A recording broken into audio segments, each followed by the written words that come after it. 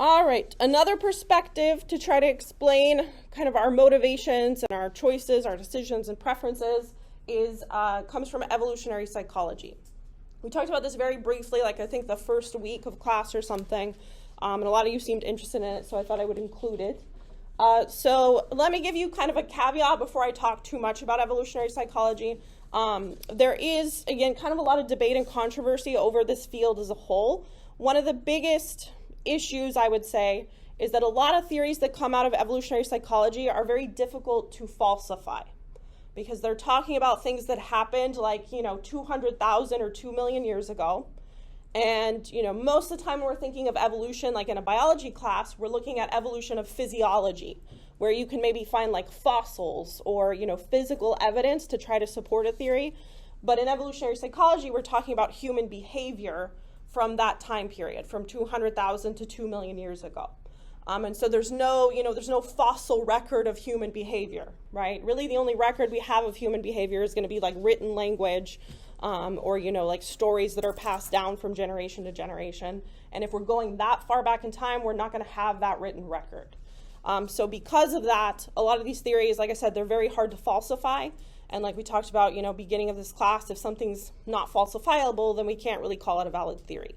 But it's still a very popular perspective in psychology, and there's some of the researchers in it that argue that yes, it is falsifiable. There's kind of a debate back and forth. So I guess that all of that is to say, kind of take a little bit of this with kind of a grain of salt a little bit. The other thing too, the other criticism that evolutionary psychology gets a lot is that it kind of sometimes sounds a little bit like trying to justify like misogyny and racism and things like that, which we're going to talk about some of these, and you might kind of feel that way a little bit. So again, just kind of a caveat to this. But the idea of evolutionary psychology, the gist of it, is that human behavior can be explained in terms of natural and sexual selection, just like our physiology and the way that we evolved physically. So we, all of our behavior is driven by our brains. Our brains are organs, just like the rest of our body, that's driven by these selection pressures. And so over time, the idea is that humans evolved to have specific behaviors that help them, propagate the species, basically. So some of the common things that evolutionary psychology tries to explain that's relevant to today are, number one, our food choices. So, in Maslow's hierarchy of needs, sort of that bottom layer is like food. But beyond that, we don't just seek out any food. There's very specific, choices that we make whenever we're seeking out food.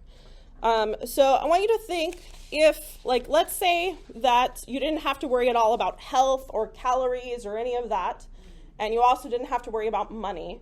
So you're eating food purely just based on, what you enjoy. What foods would you eat?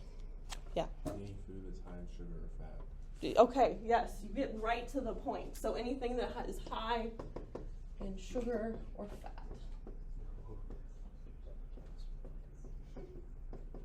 Okay, that's perfect. Anybody want to give me some specifics? Donuts? Pizza? For me, any chocolate of any kind, chocolate cakes, chocolate candies, anything. Any others?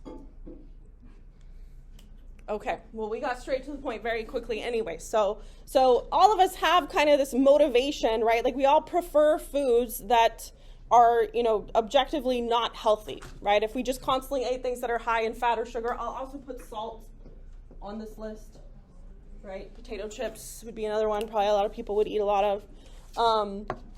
So, clearly not healthy. So why would we have evolved to have a preference for those kinds of foods if they're not healthy for us? Yeah. Because they're rare in nature.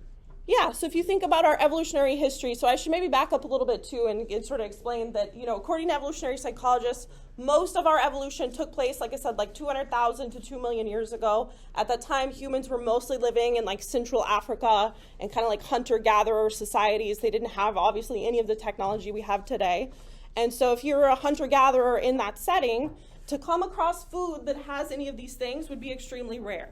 You might get some really ripe fruits that have sugar in it. There might be certain fish or things that have high fat content. Salt is also going to be really rare, right? So all those things are not in abundance, but they are, crucial to our diet. So obviously you don't want a lot of sugar or fat or salt, but you need at least a little bit of that to survive. Sugar, high in calories, so it's going to give you lots of energy. Fat is really important for, like developing our neurons in our brain. They're all covered in fat. Really, all of our cells basically have some fat component to it. Salt is really important for the function of our nervous system as well, right? So if you live in that environment, you come across one of these things, you're going to want to eat as much of it as you can. So then the issue is that now we get to modern day society, we haven't had a lot of time to really evolve since then. So like our brains, our physiology hasn't changed that much in the past 200,000 years or so. But we're at this point where now, you walk into Walmart or McDonald's or whatever, and this is this is going to be the most common food that we run into probably. So then you're taking that sort of primitive brain, putting it in a modern society, and it's going to act in a very primitive way still, because that's essentially how we evolved. So evolutionary psychology can do a pretty good job of explaining like our food choices, and then, that of course leads to things like diabetes, obesity, heart disease, all kinds of issues that we have currently. I think we already kind of talked about this on day one, but it can also explain some of our fears that are also a little bit illogical and contradictory. So I think I asked you like first week of class, what are some of your phobias? And most of you are going to say things like snakes and spiders. Maybe heights are probably the three most common phobias that people list. I don't think any of you would say that you have a phobia of heart disease or, like dying in a car accident, even though those are, some of the most common actual causes of death. And again, it relates back to that idea of like the primitive brain evolved to be scared of things that actually existed in nature, like snakes and spiders. At that time, there were not cars. There really wasn't cardiovascular disease. So we didn't evolve, a mechanism in our brains to be scared of those things because we just haven't had time to evolve since then. Okay? Yeah.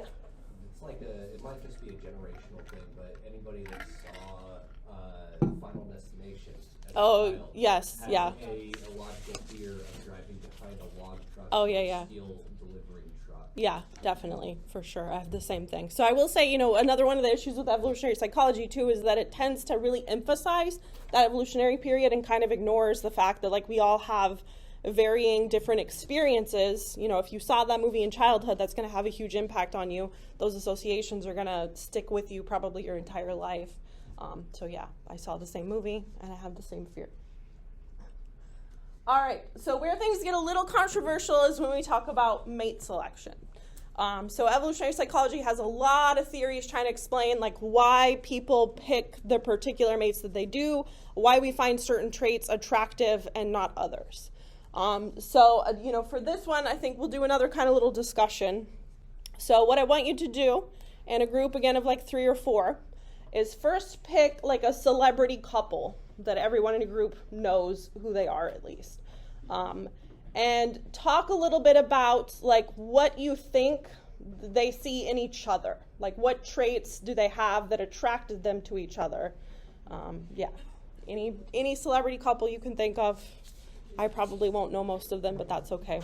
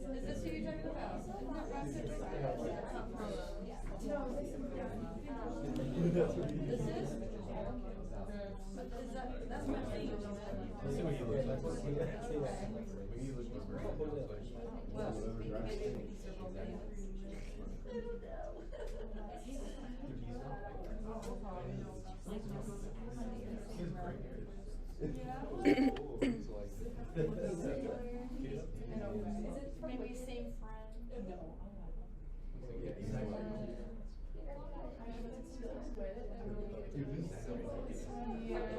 Maybe we'll pick somebody else.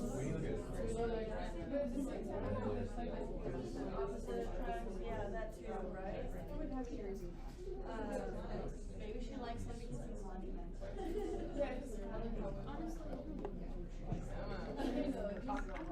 Right? You put the pieces together. Right, that became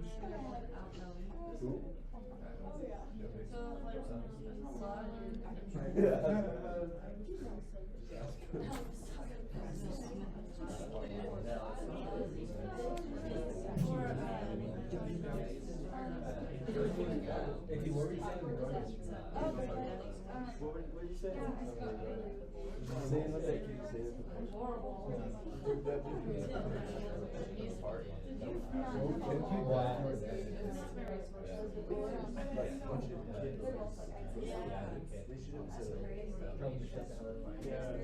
Or like act like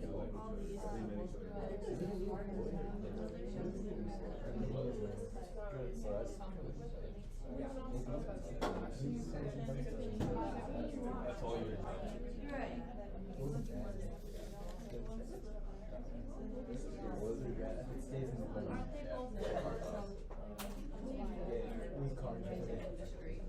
Aren't they both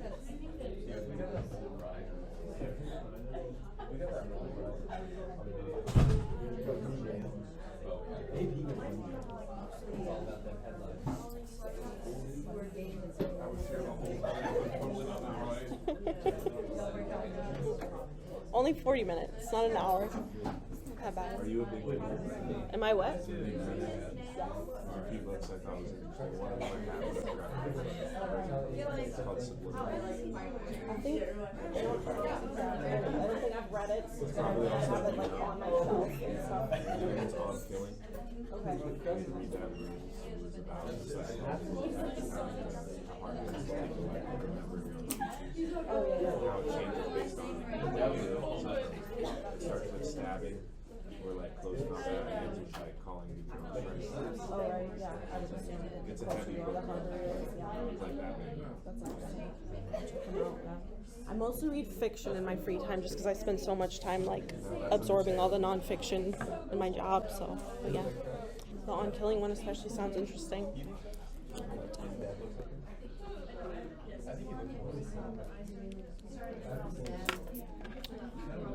All right, have you all kind of wrap up your conversations?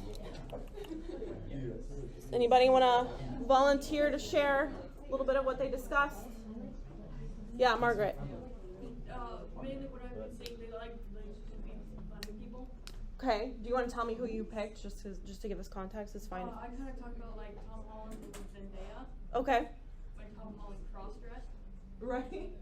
Okay, so I'll put like humor. Okay. Anything else with that particular couple? Work together. Okay.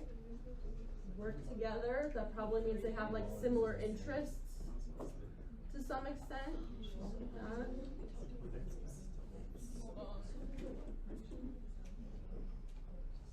Okay. Anybody else? Devin? Blake Lively and Ryan Reynolds. Okay. They're both very beautiful, attractive people. They're in the same line of work, and it's not hard to see why they wouldn't end up being together. Okay. I heard someone mutter money, so I'm gonna add that too. I don't know. I'm assuming you were talking about a different couple, but that's fine. Influence. Influence.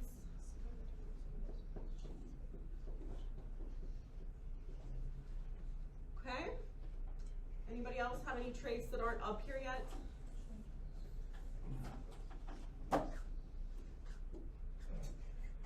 Okay. As much as is appropriate Do you think we could dig down into this one a little bit more? Yeah. It's just traits that people associate with what would be like good parenting, Okay. you know, child rearing. Traits that associate with good parenting. Yeah, but my handwriting not real bad there. Any specific ones that you're thinking of? They're like hips and breast size. Okay, there we go. Or like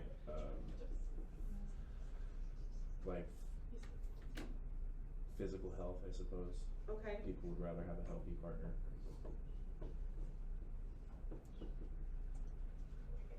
All right. Any others? Especially any that are particular. So we've got one that I'm assuming is mostly particular to females. Any that are particular to males? Let's go with Ryan Reynolds, right? Like what? Height. Height. Muscles. All right. I think we get the idea. Did you have something, Alex? Or you just... I'm somewhat hesitant because I came in late, but I think I've caught on to the conversation at hand. And I do know certain things, the difference between harem species and species that make for life. I'm not sure if you want to talk about only human stuff, or... Yeah, right now we're specifically talking about humans. Okay. Yeah. Then I'll yeah. I mean, I would say cultural, because every culture has different physical attractions. Okay. So it's somewhat culturally determined. I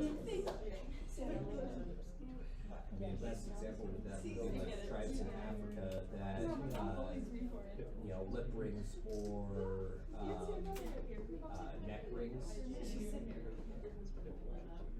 So like jewelry, accessories, those things can change from culture to culture. Yes and no. A lot of those cultures use those to change physical. Yeah, that's true. Like the neck So things the that neck thing elongate elongates their neck, and it actually gets to the point to where if they take it off, they'll actually die because it can't support their head. Right. Foot binding. Yeah, foot binding, that's another one. Okay. Some interesting territory here, but this would probably be relevant. Yeah. Hygiene? Hygiene. So like cleanliness. Yeah. Okay. All right. I think we've got a pretty good list that we can work with for class. Are there any others that anybody's like dying to get in there? Okay. So let's kind of talk about what an evolutionary psychologist would say, and then we can sort of compare to the list that we have over there. So first, all right, let me start with kind of the idea from evolutionary psychology is that a lot of our mate selection preferences come down to three kind of basic facts of mating. Again, some of these may be a little uncomfortable to talk about, but that's okay.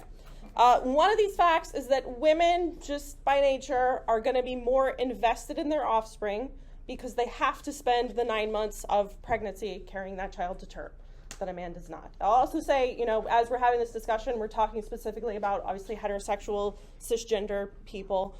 So one of the big issues with evolutionary psychology is it does not do a good job of trying to explain people outside of that. So we'll stick to that kind of for this conversation. But again, you know, so women are carrying the child for 9 months, so they already initially have that 9-month investment of like, you know, this thing is in my body. Every decision that I make is impacting this baby. So they're going to be more invested from the beginning, according to evolutionary psychologists. The second one is that, again, especially if we're thinking in evolutionary times, women can be 100% certain that the child they give birth to is their child, whereas men cannot be 100% certain of that. Now, in today's modern society, we have, you know, paternity tests and things, but in evolutionary times, there was no way to test that. And then the third one is that there is some evidence that female fertility declines more rapidly than male fertility. So in general, female fertility stays pretty stable until about 35 and then drops off pretty drastically after that. Women who have babies after that age, you know, it's more likely they're going to have birth defects and things like that. Whereas men, their fertility tends to decline kind of more gradually and, you know, less drastically, basically. Okay? So starting with those three ideas, evolutionary psychologists then try to explain like why we have the mate preferences that we do, why men choose certain women and why women choose certain men. Okay? And some of this relates to what you guys were talking about. So number one, because a woman is so invested in the offspring, she typically will choose a mate of high quality, whereas men tend to go more for quantity. So men may be more likely to be more promiscuous, to have multiple partners, things like that, which didn't necessarily come up in this discussion, but yeah. Whereas women will tend to look for someone who has physical health, who has signs of good genes, like height and muscles, so that they can pass those good genes on to their offspring, because they're going to invest a lot of time and resources into that offspring, okay? Let's see. I will say a lot of the things you listed here tend to be true for both men and women. Both men and women tend to seek partners who have a good sense of humor, who they have similar interests with, etc. And evolutionary psychology mostly tries to talk about the differences between men and women, like why do men make certain choices, why do women make other choices. So because female fertility declines a little bit, or declines more drastically, men tend to look for traits that signify youth and fertility. So kind of like you were talking about, there is some evidence that having particularly large hips can be a sign of good fertility. And really there's one indicator that's called the hip to waist rate, or the waist to hip ratio.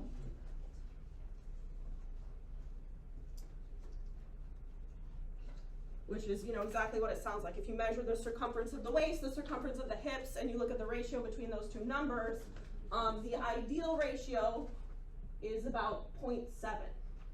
So if the waist is about 70% the size of the hips, that tends to be a good indicator for fertility, basically. So it's been shown that that's correlated with like higher levels of estrogen and hormones that are associated with fertility. So men tend to seek out women that are going to have those traits. A lot of the other ones then come down to youth, right? So men will seek out someone who has a youthful appearance, youthful personality, maybe someone who's a little bit more like bubbly and funny and excitable, because again, those are all kind of indications of youth. Another thing that was kind of mentioned, but we didn't talk too much about, like differences. A lot of people tend to think that women will seek out men who make more money, right? That's kind of a common assumption. And there is some evidence that kind of supports that. So this comes from forever ago, but there was a study back when like newspapers were a big thing. People used to put like personal ads in the newspaper. It's kind of like Tinder, but on a newspaper, where they would basically say like, they would describe themselves and then describe what kind of partner they're looking for, and then people could respond to that to try to, like date or whatever. And it was much more common that women would list that they wanted a mate who had a particular income than for men to list that they wanted a woman that had a particular income. So there's some pieces of evidence like that suggest maybe it's true that women, seek out a partner that makes more money. But again, if we relate that back to kind of the ideas, I'll get to you in a second, sorry, is basically the idea is that women are investing so much already in their offspring, so they want a partner who's going to have resources that can then take care of that offspring and help her raise it successfully. So, one of the things is not just that they have money, but also that they're willing to share it by, taking the woman on dates, buying her gifts, things like that are all indications that, okay, this man has money and he's going to let me use it to help me raise my offspring, basically. Yeah, did you have I was also connecting that to the role of like the man is supposed to take care of the family, and the man is supposed to be in charge of the family. Right, yes, yeah. Did you have something too, Scott? I was going to say the nuclear family. Right. Yeah. A lot of evolutionary psychology, again, is kind of explaining why, as a society, historically, we've had sort of that very traditional kind of setup of, men having certain roles, women having certain roles. Let's see. Are there any that we didn't quite get to? So one of the things I think is interesting is you guys, had this whole discussion about how things are culturally determined. One of the things evolutionary psychology tends to kind of use as a piece of evidence is that, if something is evolved in the human species, and it evolved 200,000 years ago, to whatever, then it should be universal, meaning it shouldn't be different across cultures. And yet we know that there are all these aspects, of attractiveness that vary from culture to culture. So even that 0.7 waist to hip ratio, that's true for most cultures, but there are a few like outliers that do not prefer that waist to hip ratio. A couple of the ways that they got to that number, just to let you know, one is that they would basically have, like line drawings of silhouettes of women that they would show to men and ask them which one they preferred. They also did a study where they looked through Playboy and all the centerfolds, which are, you know, supposed to be like the peak of physical attraction or whatever. And something like 90% of them had that waist to hip ratio. So, you know, there's some pieces of evidence that suggest that it is true, at least, that people are attracted to that. And then there's other pieces of evidence that kind of correlate that with those marks of fertility like I was talking about. But that's not universal, right? There are some cultures that are sort of outliers, exceptions to that. In almost all the things we talk about, there's going to be at least a culture somewhere that is kind of an outlier that doesn't necessarily fit the rule. So that starts already to kind of conflict a little bit with the idea that it's something that evolved in the human species, that's like part of, you know, who we are as humans. I feel like there were hands up or something at some point, but So yeah. I was going to mention, how does the evolutionary psychology explain the fact that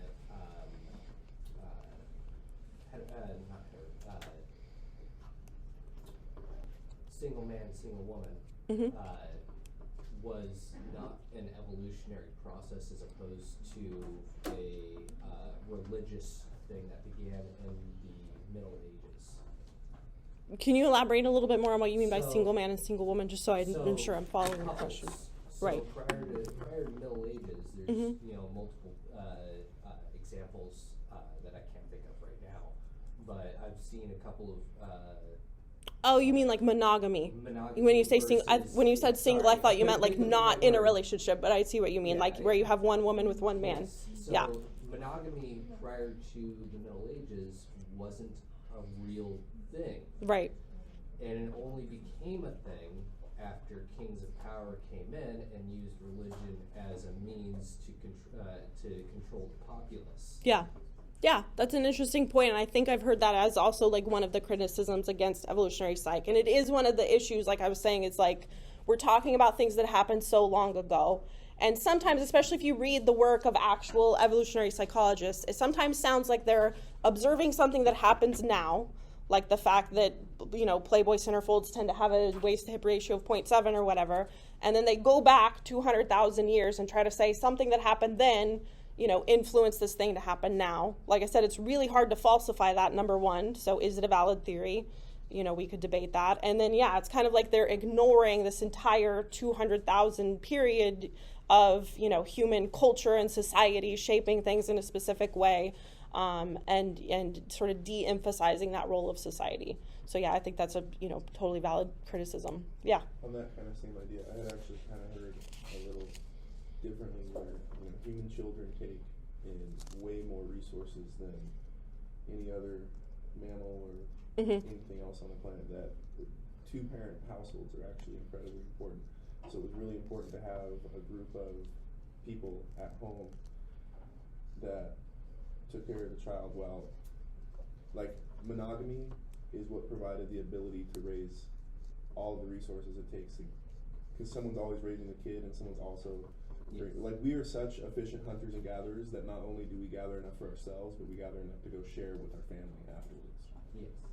So that can only really work in a monogamous situation. Disagreeable based off of statements of, like, you know, it takes a village to raise a child. You know, evolutionary, you go that far back and you would see that the tribes would raise the children together as opposed to just that nuclear team of two people But they raising the still children. distinguished gender roles. Men still hunted and the women still cared for the children. So even though they're cared for them in groups and tribes and as a family, they still had their roles. This might come off a little bit as crash, but the, you know, and I'll just say it, the shape of the penis is designed to scoop out seed. Monogamy was not a thing at that time.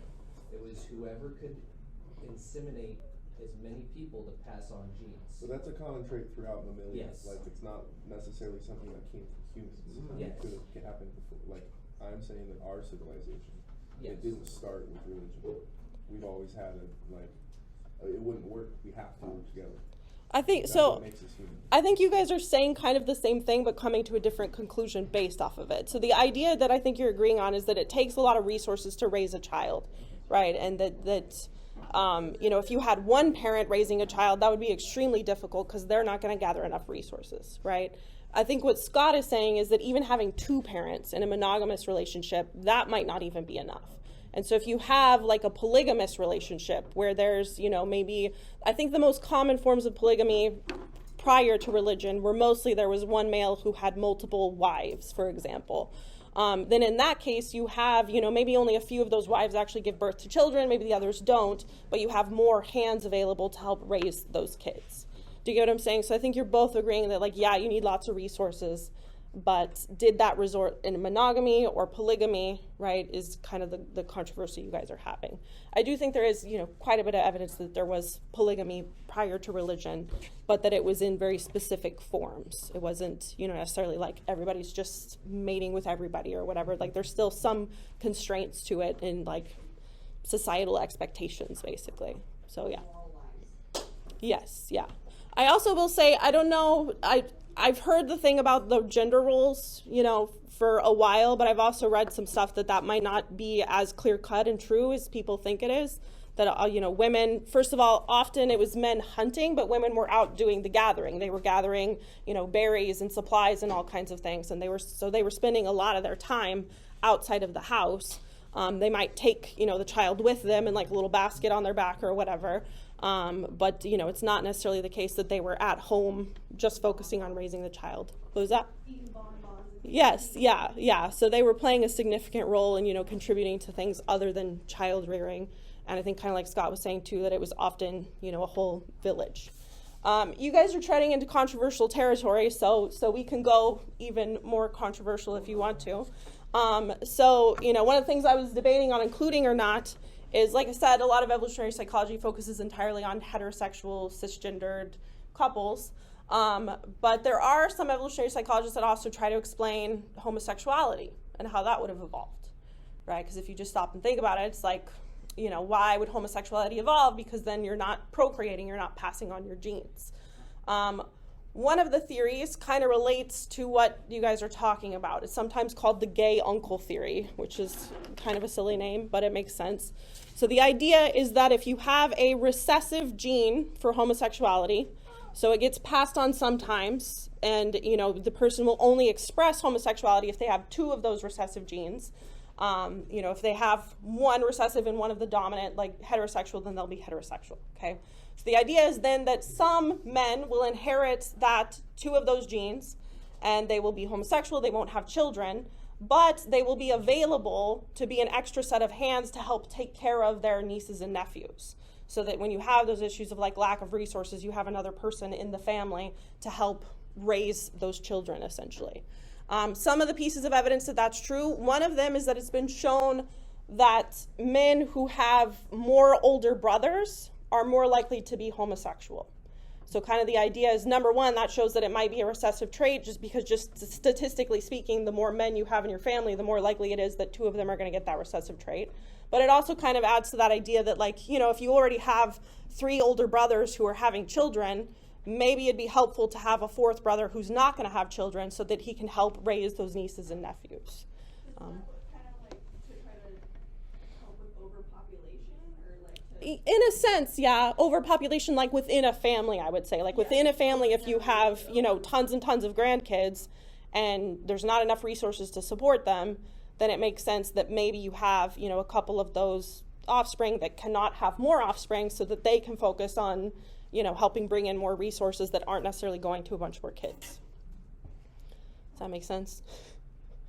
Any opinions about that one? Yeah, Alex. So, I almost feel like as we, humans are very, very complicated, very, very social, very, very intelligent species. Mm-hmm.